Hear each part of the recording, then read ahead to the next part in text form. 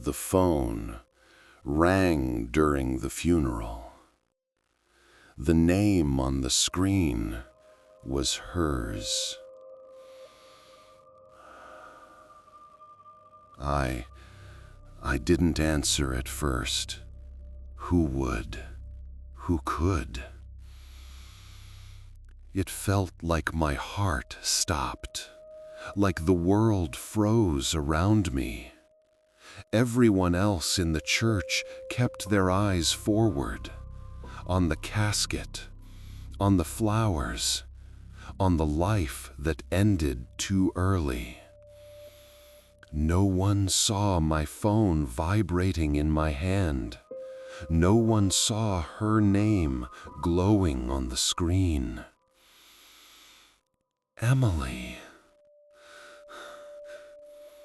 My wife. My dead wife. I still remember how cold my hands felt, how my fingers refused to move, how my mind screamed, "This isn't real. This can't be real." But the call kept repeating, "Buzz, buzz, buzz." And the way her name flickered, like it was being typed onto the screen in real time, made my chest tighten until I couldn't breathe. Eventually, I picked it up.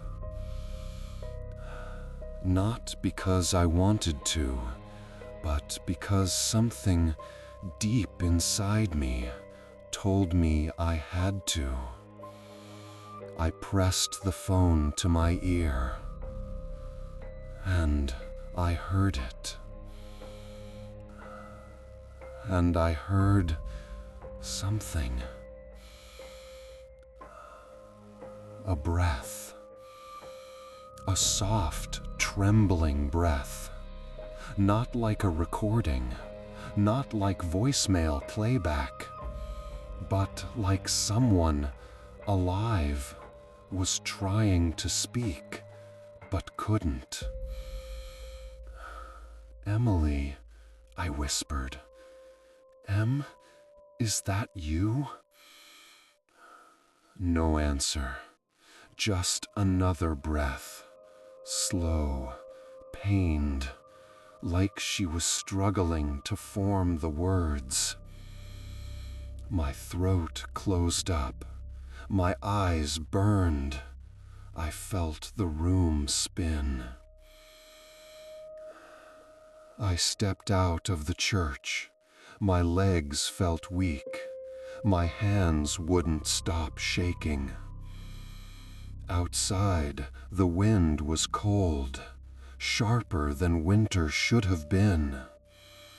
The sky looked bruised, heavy, and the sound of the choir inside faded behind me. I pressed the phone closer.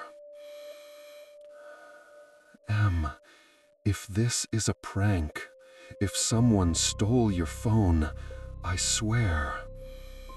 And then I heard it. Her voice, faint, strained, but unmistakably hers. "Don't let them bury me." My blood turned to ice. I couldn't breathe. I couldn't move.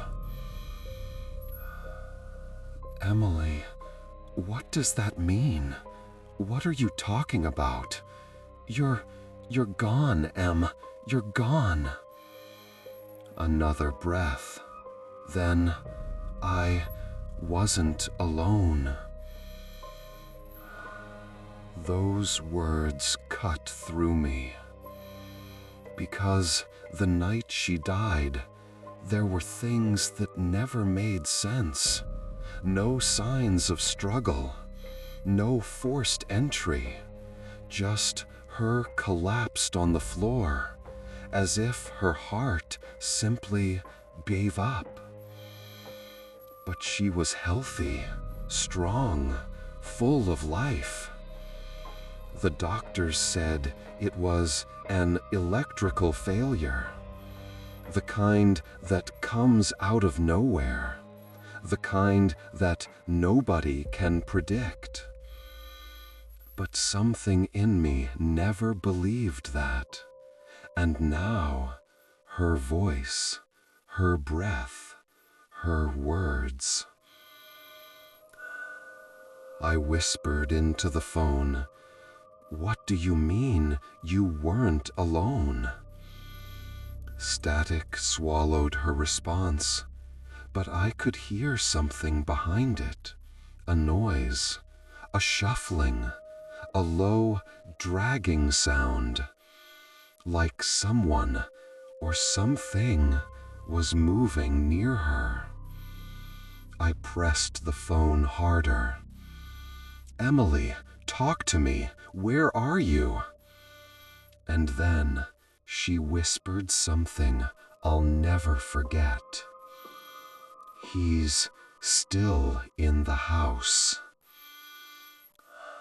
My stomach lurched, because earlier that morning, before the funeral, I had been packing her things, closing drawers, sorting clothes, trying not to fall apart. But the whole time, I felt watched, like someone stood behind the door, like someone was hiding in the shadows. I told myself it was grief, my mind playing tricks, echoes of a house once full of her presence. But now I wasn't so sure. The line crackled, her breathing turned frantic. Then, "Don't go home." My knees nearly buckled. "Emily, what's happening? Just tell me."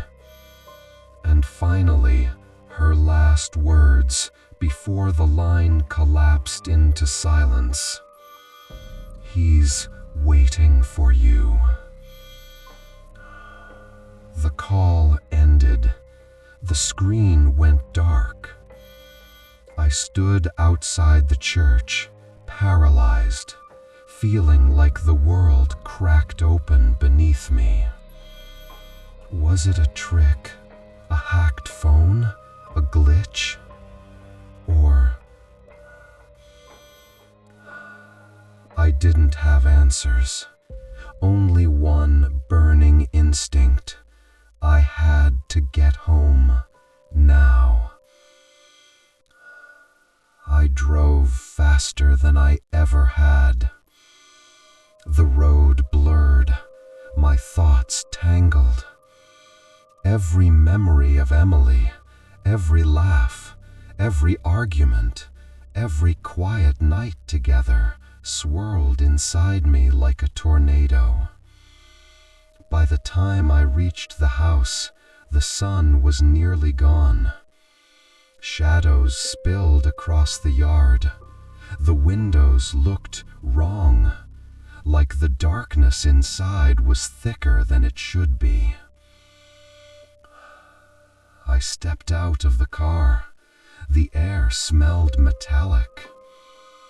My front door, slightly open.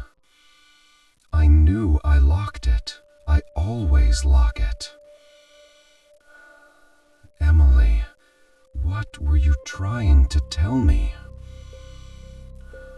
I walked inside. The house felt colder than the outside air. No sound, no movement, just a heavy, suffocating silence. I moved slowly, every step creaking across the hardwood. Her photos still hung on the walls.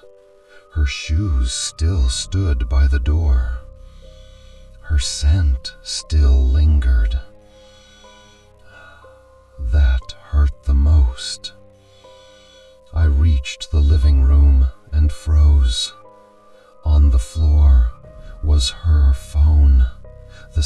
same phone that called me. Screen cracked, battery half dead, covered in dust. It had been turned off since the night she died. But then it lit up by itself. A notification popped up. One new voicemail. My throat tightened. My fingers shook as I picked it up and pressed play.